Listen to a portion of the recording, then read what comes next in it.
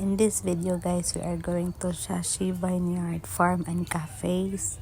Before ka makaabot dito guys, na kay malabyan nga gamay nga river and then dili siya passable sa mga mugbo lang sa sakyanan. So nanawag na silang page and then naa daw pick up nga magkuha sa mo dito sa doon sa ilang parking. Ilang number is makita lang dito sa ilang page. And then madungog man siguro dani kung unsa mi ka enjoy. Since wala man may kabalo guys, if naabay bayad ni ilang pagkuha sa mua dito. Yes guys, walay bayad guys, libre ni guys. Meron ninyo if magpakuha mo na po din yung magpahatod mo. But mabaklay naman gid siya pero OA man gud mi.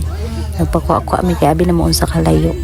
So mo ra ni pag-abot na mo guys, kana ang picture wala ko nang video and then dani guys gipakaon pa mi nila dana and then after magkaon nagsugod na dai og arayat guys, naglaag-laag na dayon.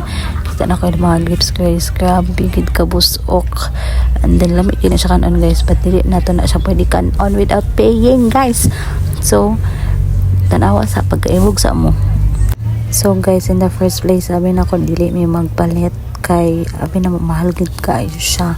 And then pag adto na ako dito sa ilahang stuff, 500 daw per kilo guys, and ang isa ka pongpong nga among nakuha is nag-ano na to siya 160. So para to ra siya guys, but dagan nag-ayo. Per in fairness, grabe ka worth it kay tamis kaayo ilahang grapes. And then kung kabalo lang gid kag pili, kung walay green imong kwaon ha, tamis gid siya. And then dani guys, nag-try mi sa ilahang wine.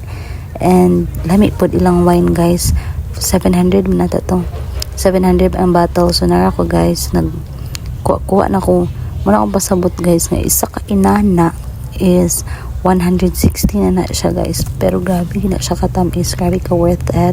So guys, let's go Kiteki. So dani for the tour na ko dani guys, and then galig-galigayan gid na ko nga dili na ko siya maigo kay tupong ra gid kay siya, mabaw ra kaayo.